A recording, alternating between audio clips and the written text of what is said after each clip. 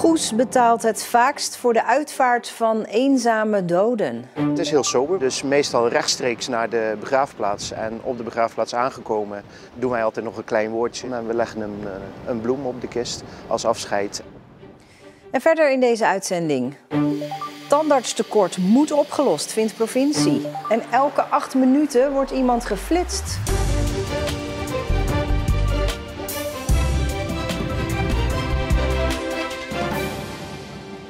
Goedenavond. Goes betaalde de afgelopen 10 jaar het vaakst voor de uitvaart van een eenzame dode. Iemand die geen nabestaanden heeft en geen verzekering die de kosten dekt. Dat blijkt uit een rondgang langs alle Zeeuwse gemeenten. In heel Zeeland waren er in die 10 jaar 333 uitvaarten, waarbij de gemeente opdraaide voor de kosten. Een gemeente regelt en betaalt de uitvaart van een overledene als die persoon niet verzekerd is, geen nabestaanden heeft of als die nabestaanden de kosten niet kunnen of willen betalen. Heel vaak gaat het om oudere en vereenzaamde mensen, blijkt uit de antwoorden die we kregen van de gemeentes. De meeste gemeentelijke uitvaarten zijn in Goes, Sluis, Terneuzen en Vlissingen. Het minste in Tholen, Capelle, Rijmerswaal en Borselen. In Sluis doet uitvaartonderneming Quataart al 10 jaar deze uitvaarten. Het is heel sober, want het is natuurlijk gemeentelijk geld wat ermee gemoeid is. Dus meestal rechtstreeks naar de begraafplaats. En op de begraafplaats aangekomen doen wij altijd nog een klein woordje. Er zijn altijd wel buren of mensen van een vereniging waar die in heeft gezeten die er wel bij kunnen willen zijn. We leggen een bloem op de kist als afscheid en we verzorgen ook altijd een naambordje dat het geen onbekend iemand is. Als er later nog iemand naar het graf wil, dat die dan ook de persoon kunnen vinden. Zo'n gemeentelijke uitvaart is dus niet per definitie een eenzame begrafenis. Nee, niet per se. Zoals hier bijvoorbeeld in Zuid-Zand, die beste meneer, die heeft vroeger veel betekend in het landje van Katzand. Veel vrijwilligerswerk gedaan en toen mochten we van de gemeente een kleine advertentie in de krant zetten. En daar bleken dus toch op de dag van de uitvaart nog 25 tot 30 personen aanwezig te zijn hier op de begraafplaats. Ik praat erover verder met Mark van Leijden, verslaggever. Ja, de meeste gemeentelijke uitvaarten dus in Goes en Terneuzen. Is daar een verklaring voor? Nou, ik heb een demograaf gesproken, dus iemand die de bevolking bestudeert. En die zei dat het er best wel mee te maken kan hebben dat bij de gemeentes een ziekenhuis staat. Nou, als er dan niks geregeld is, dan draait uiteindelijk de gemeente zelf op voor de kosten. Ja. En de minste zijn in Borselen, Rijmerswaal, Capelle en Tholen. Heeft dat te maken met de grote geloofsgemeenschappen daar? Nou, ik heb diverse kerkelijke genootschappen gesproken. Die zeggen eigenlijk dat het meer te maken heeft met het feit dat zij het idee hebben dat de ouderen toch wat welgestelder zijn, dus niet zo arm. En dat uiteindelijk, als ze dan toch de kosten niet zelf kunnen dragen, dat dan toch de familiebanden zo sterk zijn dat de familie alsnog die kosten zelf draagt. Ja, dus weinig eenzame doden. Is zo'n gemeentelijke uitvaart nou eigenlijk altijd een begrafenis? Nou, dat verschilt per gemeente. Het heeft in eerste instantie mee te maken of een overledene iets heeft vastgelegd over wat er moet gebeuren na zijn of haar dood. Als dat niet duidelijk is, dan bepaalt de gemeente dat zelf. Nou, kijken we naar Hulst, die kiezen echt voor de kosten. Die kiezen dus voor cremeren. Dat is bij hen het goedkoopste. Maar in Sluis bijvoorbeeld wordt gekozen bewust voor begraven. En dat doen ze eigenlijk om een slag om de arm te houden, omdat er altijd nog wel eens wensen kunnen zijn van eventuele nabestaanden. Interessant, dankjewel. Het tandartsentekort in Zeeland zit de provincie dwars. Er is daarom in Den Haag nog een keer aandacht voor gevraagd. Er is een brief gestuurd naar minister Dijkgraaf van Onderwijs. Want Zeeland wil een tandartsopleiding in de buurt. Want wat zien we in de praktijk? Tandartsen die klaar zijn met de opleiding, die blijven vaak hangen daar waar ze gestudeerd hebben. Zeeland heeft nu maar 39 tandartsen per 100.000 inwoners. Dat behoort tot het laagste aantal van Nederland. En de komende jaren gaan hier ook nog veel tandartsen met pensioen. Er moet dus wat gebeuren, vindt het provinciebestuur. De brief die eerder naar minister Kuipers van Volksgezondheid ging, heeft nog niets concreets opgeleverd.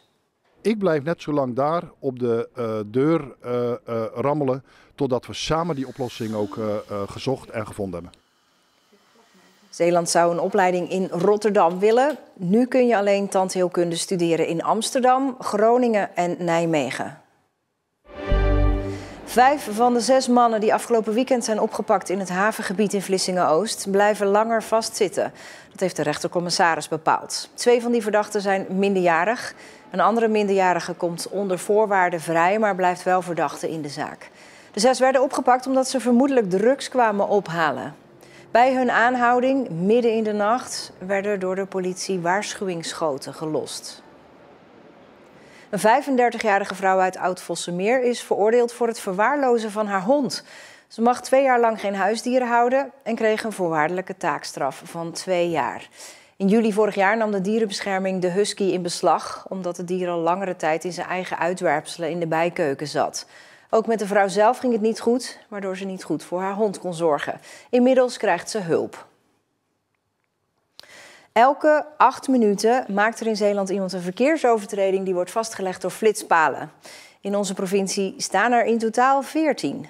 En die leveren nogal wat op. Vorig jaar bijvoorbeeld hebben de flitspalen foto's gemaakt van 65.000 verkeersovertredingen. En uiteindelijk zien wij die in de boete verschijnen op onze deurmat. Flitspaal hoopt en 50 km per uur. Nu hebben wij 14 flitspalen, vaste flitspalen in Zeeland staan. Toch rijden mensen nog te hard. Hoe kan dat nou? Nou, er zijn meerdere redenen voor verantwoordelijk. Mensen voelen zich toch anoniem in een auto. Niemand staat mee te kijken. Daarbij komt, ik denk dat dat ook niet onbelangrijk is, dat straffen werkt vaak slechter dan belonen. Daar hebben we al bij een heleboel onderzoek gezien. Bijvoorbeeld die borden met dat gezichtje op en je rijdt niet harder, dan wordt hij groen en dan lacht hij.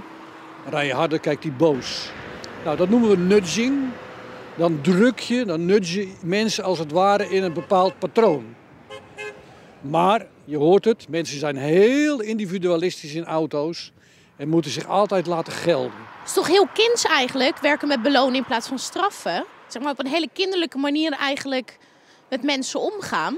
Ja, maar je gaat wel dat is wel de manier om gedrag te veranderen. Flitspaal 70 km per uur. Voor de hardrijders nog even een tip. Er wordt namelijk het meest geflitst bij Seroskerkel op Schouwen, Draaibrug en bij Brennisse. En op onze website vindt u alle cijfers van die Zeeuwse flitspalen. Ook die waar het vaakst door rood wordt gereden. De Oosterschelde als reddende engel. Jarenlang mochten kokkelvissers er niet vissen. En nu het wel kan, is het extra belangrijk. Op de Waddenzee kunnen vissers nu niet terecht. En zonder de Oosterschelde als alternatief hadden ze thuis gezeten. Midden in de nacht of voor dag en dauw staan kokkelvissers op om aan de slag te gaan. Op de Oosterschelde zien we ze niet vaak. De regels hier zijn anders dan op de Waddenzee. En daarmee blijft het elk jaar onzeker of ze hier het water op mogen. Ja, op de Oosterschelde geldt een ander beleid. En dat is dat er per schoolekster 150 kilo kokkelvlees aanwezig moet zijn. Dus dat is zeg maar grofweg 1000 kilo verse kokkels per schoolekster. En als er dan meer ligt, als die hoeveelheid, dan mogen wij wat er meer ligt, mogen wij opvissen. En dat is, dit jaar is dat ook zoveel, dat vissen we nooit van, zo lang zal die leven op. Hout vist voor het 7e jaar. Veel op de Oosterschelde heeft hij nog niet mogen vissen. Dat het dit seizoen wel mag is extra fijn, want op de Waddenzee kan het nu niet. Daar is afgelopen zomer bijna alles dood gegaan. En hier is het gelukkig blijven leven. En nou ja, we kregen ook een vergunning om hier te vissen omdat er genoeg lag. Dus ja, daar zijn we wel blij mee, ja, anders hadden we thuis gezeten. Kokkelvissen gebeurt met de hand. De mannen gaan 4 keer per dag bij afgaand en opkomend tij het water in en harken zelf de witte schelpdieren van de bodem. Ik heb dus mijn hark met een netje erachter. En die zit hier aan mijn heup, zit hij met een band zit hij vast. En dan beweeg ik dus met mijn heup eigenlijk, het is vooral bovenbenenwerk. Ik probeer dit harkje zo door het zand en net onder de kokkeltjes. En dan blijven de kokkels in een netje achter in het zand. Maar dat valt eigenlijk het grootste deel achter die netje weer naar beneden. Tussen de getijden door gaan de vissers op zoek naar nieuwe plekken. Want van de grote kokkels moeten ze het hebben. Een paar grote en de rest is allemaal klein spul. En zo ligt het tot, zover je kan kijken, ligt er overal klein spul. Dus dat ziet er voor de toekomst wel aardig uit. Dat er nu veel kleine liggen betekent dat er een grote kans is dat ze ook volgend jaar hier weer kunnen vissen. Hout hoopt dat de regels voor de Oosterschelde worden aangepast. Op de Waddenzee mogen we altijd 5% van het bestand opvissen. Het zou het mooiste zo zijn als we ook 5% van het bestand gewoon altijd op mogen vissen. Dan mag je ieder jaar wat. En dan heb je ook voor de handel komt er iedere week wat binnen. En dat is ook gewoon, dat is voor iedereen beter. Voor de vissers dat je altijd wat kan doen. En voor de handel dat niet ineens de markt helemaal zonder kokkels zit. En dan moeten ze uit het buitenland komen, uit Engeland, Frankrijk. Dus ja, liever wil je gewoon dat het van dicht bij huis komt. Maar ja, dat kan als je het hele jaar door 5% mag vissen. Maar het ziet er niet naar uit dat het beleid snel aangepast zal worden. Voor nu zijn de vissers tevreden en werken ze nog even dicht bij huis.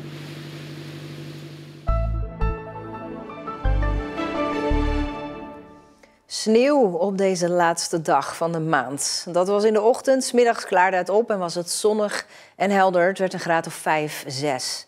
Vannacht ligt de temperatuur tussen 1 en min 2 graden. Morgen is het zonnig met af en toe wat stapelwolken. Donderdag ook nog vrij veel zon, maar daarna overheerst de bewolking en is er kans op regen. Het blijft vrij koud. Ja, gisteren kondigden we het al aan. Het noorderlicht zou 's avonds en 's nachts te zien zijn vanuit Zeeland. Nou, dat trok veel mensen naar de donkere plekken aan de kust. En op onze Facebookpagina kun je daar foto's van zien.